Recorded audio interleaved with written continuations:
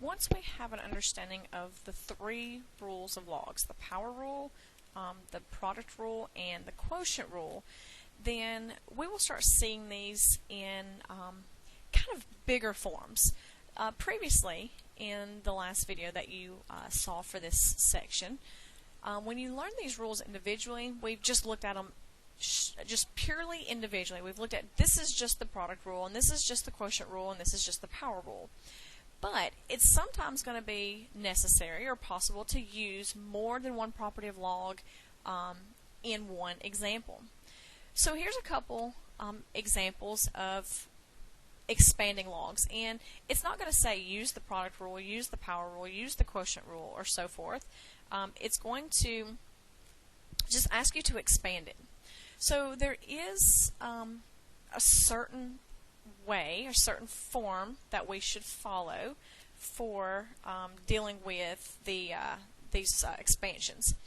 And the first thing we do, and even though we learn these as we learn product rule first and then quotient rule and then power rule, to actually expand it, you actually look for the quotient rule first.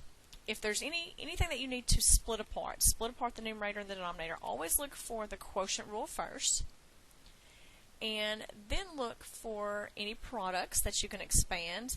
And the last thing that we did learn was the power rule, and that's of course the last one that we would do in our expansion as well. So the only difference is quotient rule first, then product, then power.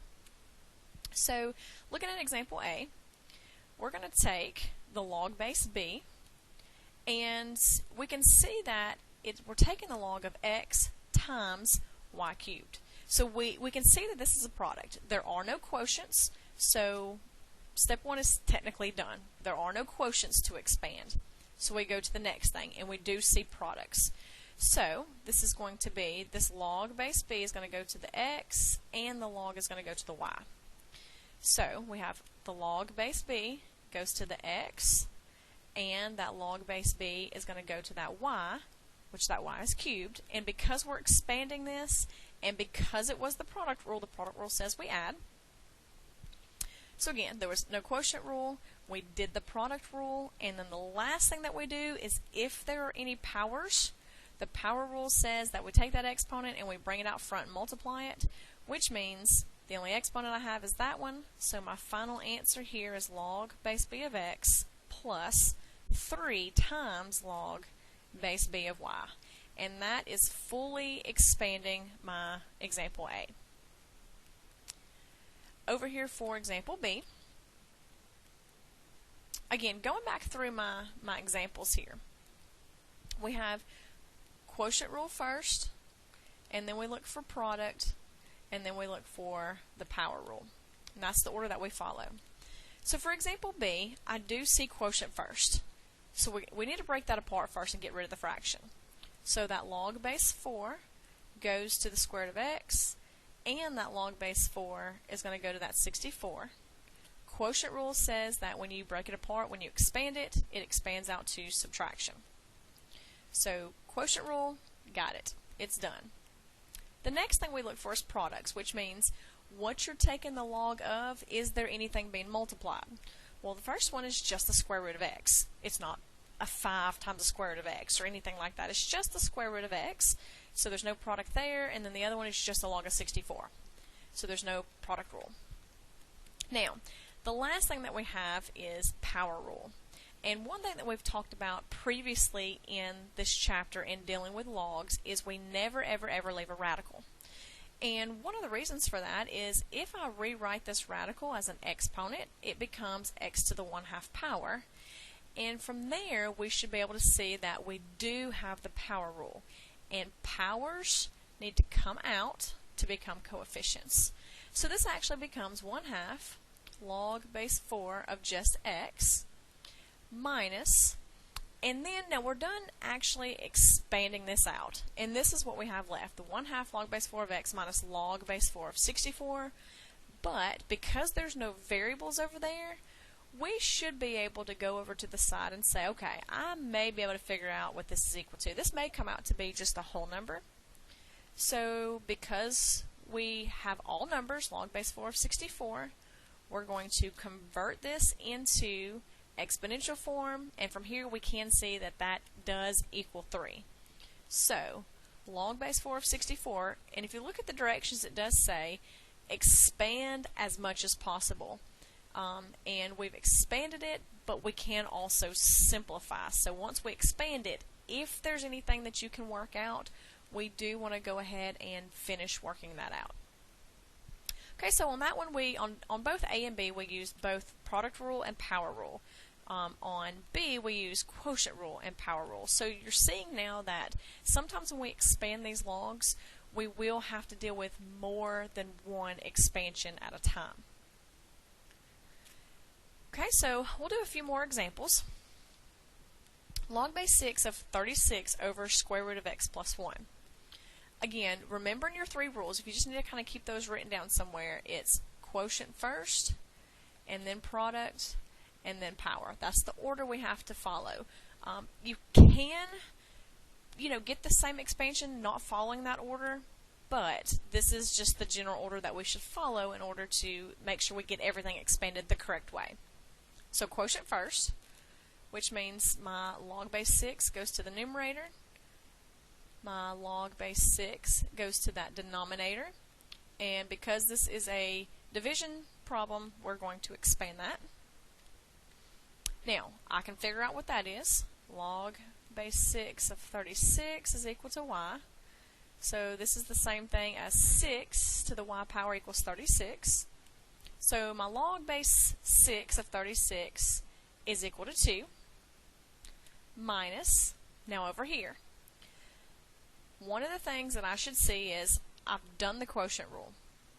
There is no product. This is not a product right here. This is a plus sign. There's nothing being multiplied together behind that log. But I should also recognize that this x plus 1, since that whole x plus 1 is under that radical, that is the same thing as x plus 1 to the 1/2 power, because in this chapter, when you deal with logs and exponentials, you don't leave your radical. And from here, I now can apply that power rule. So my expanded form is 2 minus 1/2 log base 6 of x plus 1. For example D, again, I have a quotient.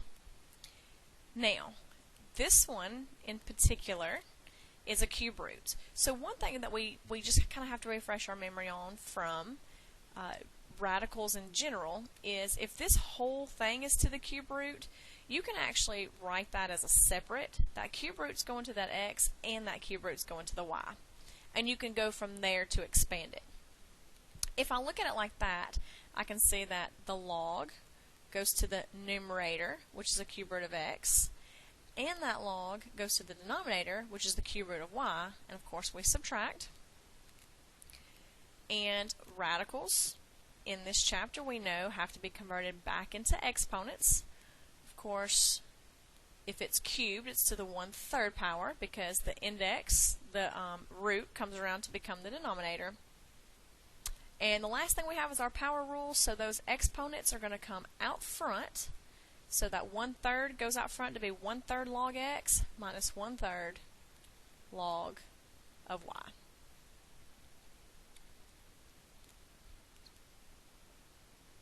Okay, example E. Now this one has everything. I see products, I see quotient, and I see powers. But again, following the right order makes a big difference in getting this problem right versus getting this problem wrong. So, quotient always comes first.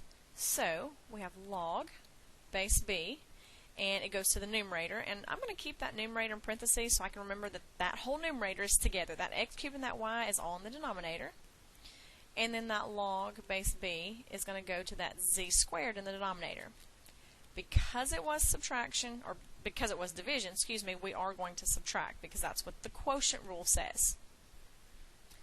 Now that's step 1. Step 2 is now, if you have any products, expand it again.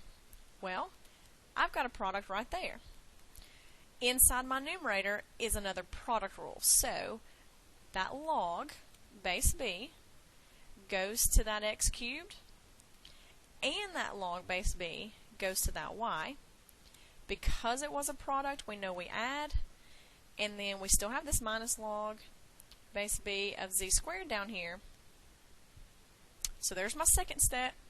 And the third thing, or the last thing that we do, is bring out all of the exponents if we have any. So our final answer is 3 log base b of x plus, here we just have our log base b of y, and then minus our 2 comes out front to be multiplied, since it's the power rule, in front of the entire log.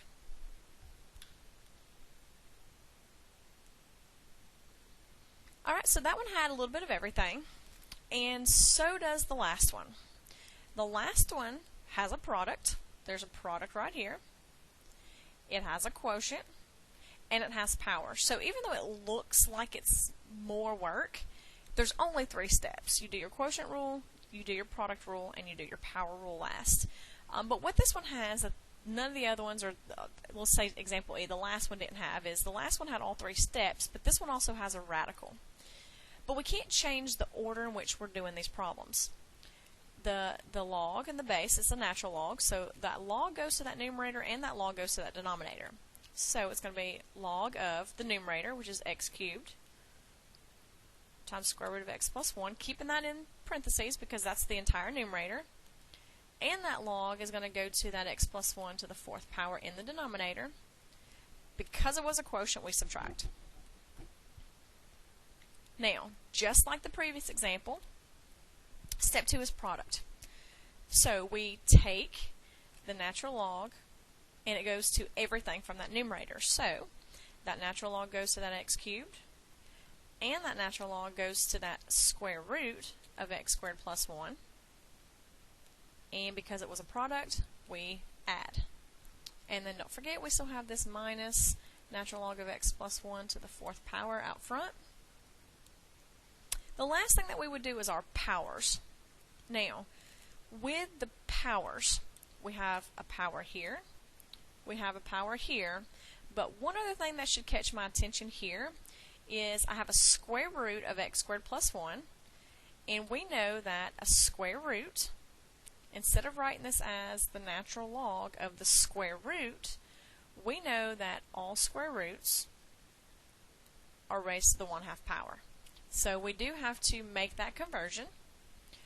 So now my last step is to bring my powers down. So we have 3 times the natural log of x plus 1/2 times the natural log of x squared plus 1 minus this 4 times the natural log of x plus 1. Now, one other thing I want to mention about this problem is I always get asked, well, what about that 2? That's a power, right? So it needs to come out front. Well, here's the thing about the power rule. If you go back and look at the definition of the power rule that we had in a previous video, it says that you've got log base b of m. Now, this m can be, what you're taking the log of can be anything that you want it to be.